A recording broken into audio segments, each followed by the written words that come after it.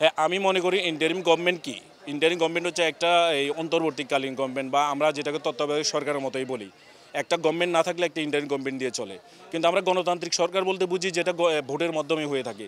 কিন্তু একটা ভোটাধিকার সরকারের চেয়েও তো আমরা ভালো অবস্থায় আছি এখন। কিন্তু বিশ্ব কি চায়? বিশ্ব চায় যে একটা ভোটাধিকার সরকার, কিন্তু আমরা চাই যে আমরা একটা ভালো সরকার। কিন্তু এই সরকারের ভোটের মাধ্যমে আসে না, কিন্তু সর্বস্তরের জনগণের ম্যান্ডেটের মধ্য দিয়ে আসছে। কিন্তু উনি অন্যান্য একটা নির্বাচিত গভর্নমেন্টের চেয়ে অনেক ভালো চলতেছেন এবং চালাবেন আমার বিশ্বাস। এবং ওনার মতো একজন সরকার যদি 5 বছর এই দেশে থাকে, এই দেশের ইকোনমিক্যাল পর্যায়টা অনেক হাই পজিশনে চলে যাবে। কারণ উনি বিশ্ববরণ্য, ওনার সাথে ওনার বিশ্বের 1 নম্বর প্রথম স্থানের যে সমস্ত ব্যক্তিবর্গ তাদের সাথে উঠা বসা আছে। সো ওনার পক্ষে অনেক কিছুই সম্ভব। মেঘ না চাইতেই বৃষ্টির মতো আমরা অনেক কিছু পেয়ে গেছি। যেমন রোহিঙ্গা শরণার্থীদেরকে আমরা প্রত্যাবর্তন করতে পারছি এবং চায়না থেকে শুরু করে বিভিন্ন স্টেক হোল্ডারদেরকে আমরা নিয়ে আসতেছি। জাতিসংঘের মহাসচিব পর্যন্ত এক কথায় চলে আসছে, অনেকটা আমরা জানিও না।